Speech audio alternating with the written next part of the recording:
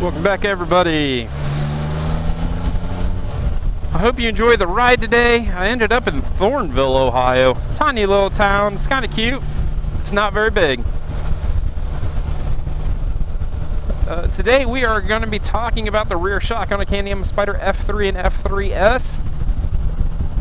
It's a gorgeous ride. I absolutely loved it. I hope you enjoy the ride. Definitely drop a comment below if you got any questions about what we talk about today. Stay safe, everybody. Enjoy the video.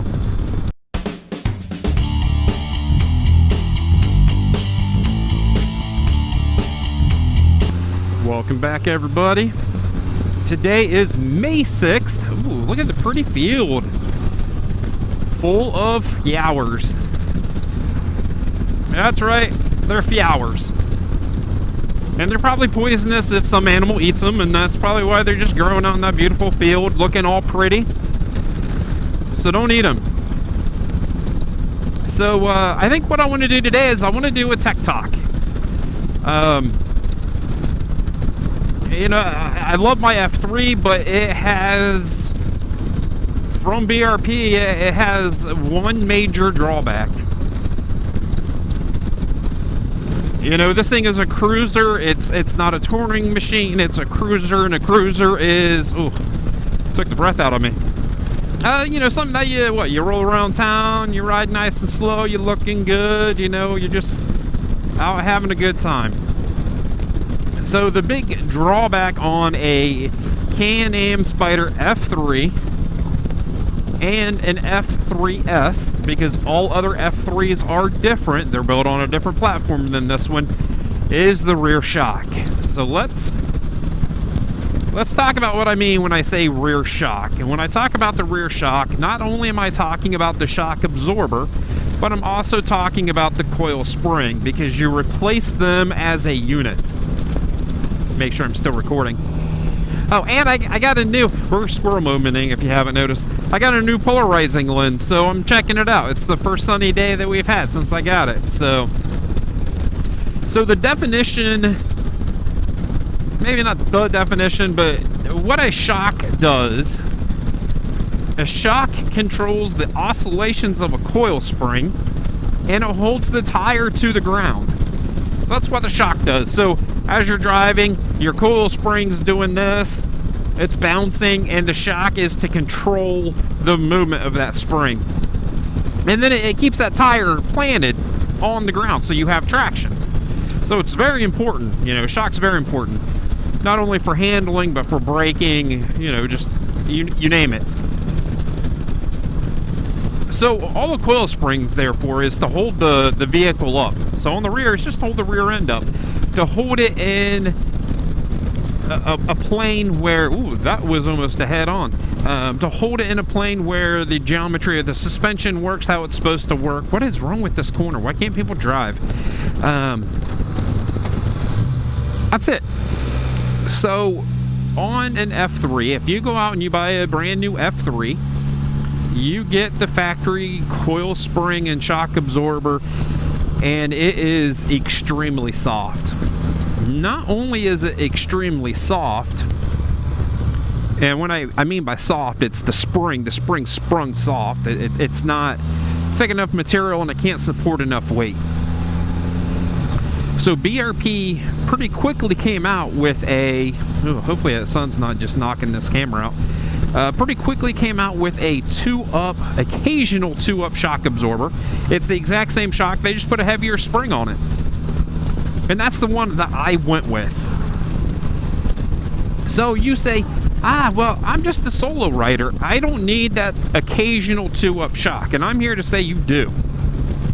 And this is why. So I've been behind an F3, and the rider did not complain of anything.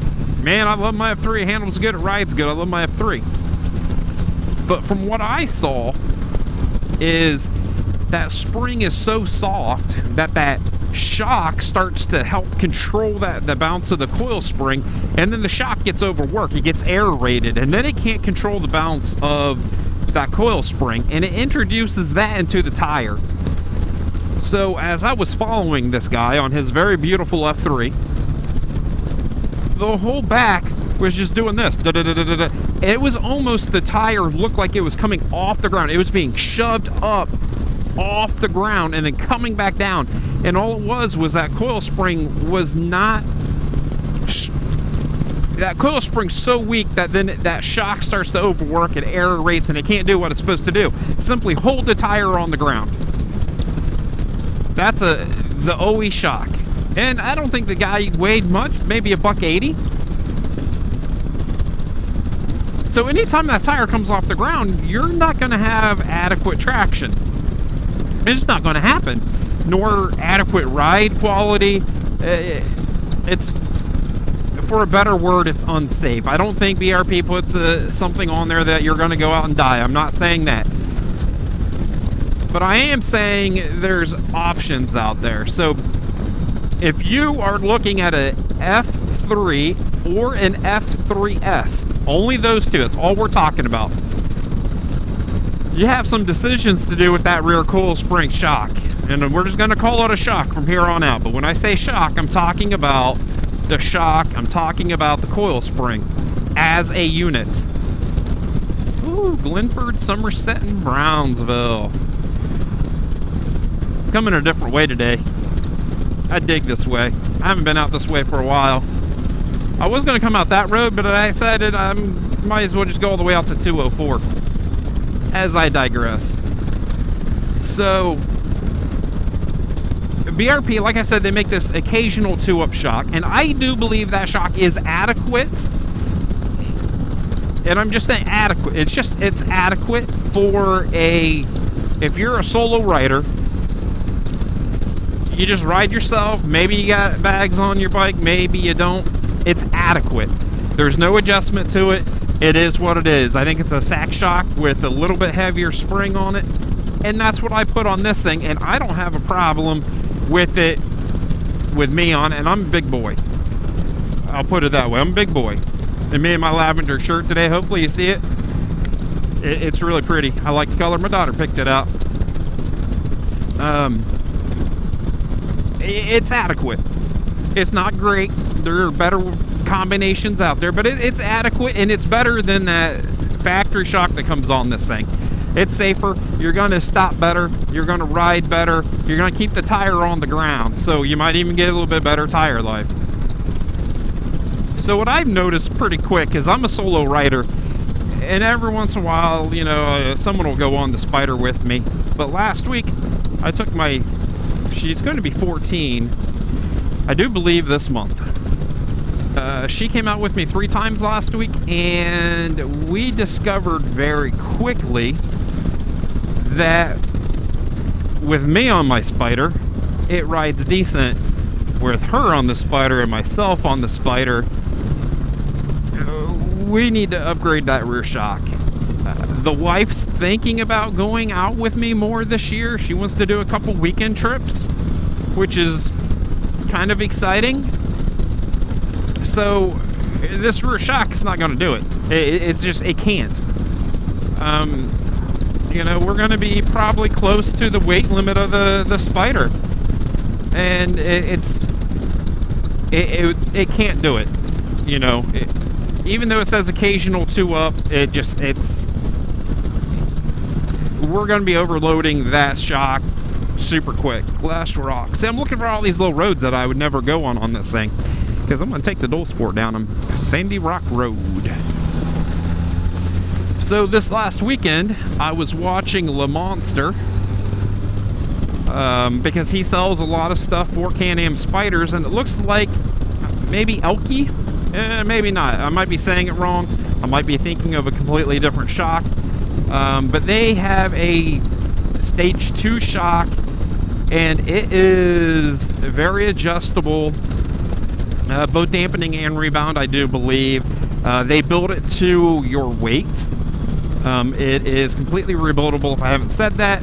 And it is a 2 coil spring system. So on that shock tube, you have a lighter coil spring for comfort, and then you have a thicker one to carry the weight of the vehicle and everything that's on it.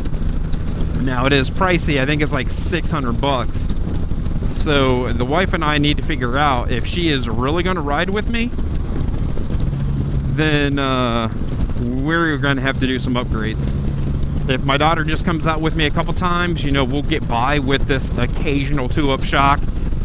My daughter weighs a little bit less than my wife, and I think we'll be okay. You know, an upgrade would be best, but I think we'll be okay. So before you get one of these things, keep that in mind. The factory shock, and I don't care what they say. Yes, you can ride it, and you might not even know that you have a part on there that performs as bad as it does. But you know, the occasional 2-up shock's $200. I mean, you're talking about, you know, you buy one of these things brand new, anywhere from, I don't know, 15 all the way up to 22, 24, depending on what you put on it.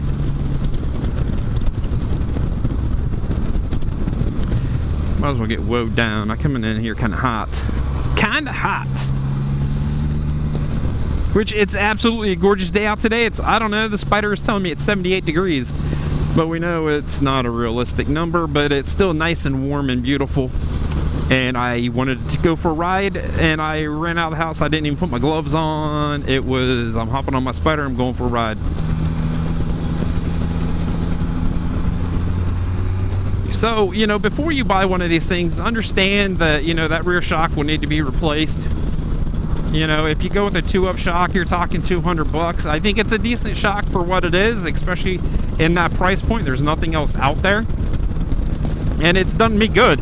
And if I was gonna stay a solo rider, I would keep that shock on there at least for another year until I could feel that it needed change because of age, because it's just couldn't do what it was supposed to do anymore.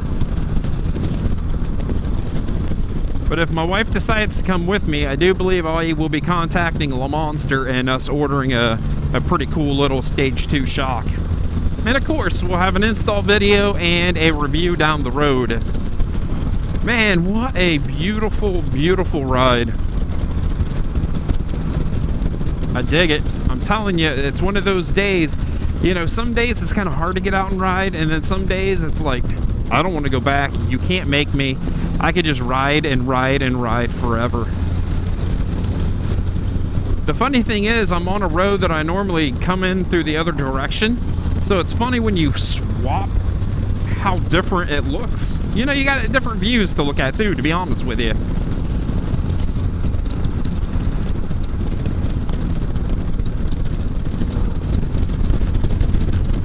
So that's my little tech talk of the day. You know, I go off of the experience I've had being a tech for over 20 years. I've gone off of what I've seen physically. I've gone off of what I've replaced on this Spider. You know, I think the Spider's a great machine, and you know, to say that the shock's weak, it happens on any and every motorcycle out there. You know, you have to make adjustments for body weight. You can't have one machine set up for 50,000 people or how many units they sell of these things. It just doesn't work. You know, if you're 150 pounds, yeah, maybe that shock might have been good. If you're 200, it's not. If you're 250, it definitely isn't. If you're a little bit bigger than that, you know, it's going to fall on its face quickly. So, gorgeous. Gorgeous. Why do I have to go back? Don't do it. I'm coming through. So now that I'm facing everybody in the sun, I think I'm gonna say goodbye. Give me a thumbs up if you like the video. Let's make sure no one pulls out in front of me. Don't do it either.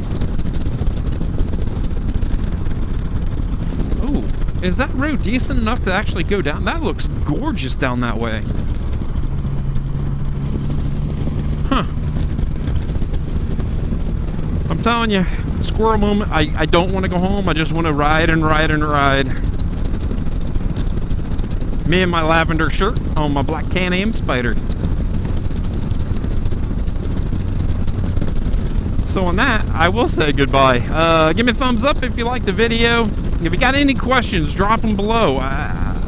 You know, I got the 2-up shock on here now, and I've had the factory one, and I might be going to the that other one. So, you know, drop a comment. I should be able to answer. If not, somebody will be. Someone should be able to answer it. Stay safe, everybody. I'll see you in a couple days.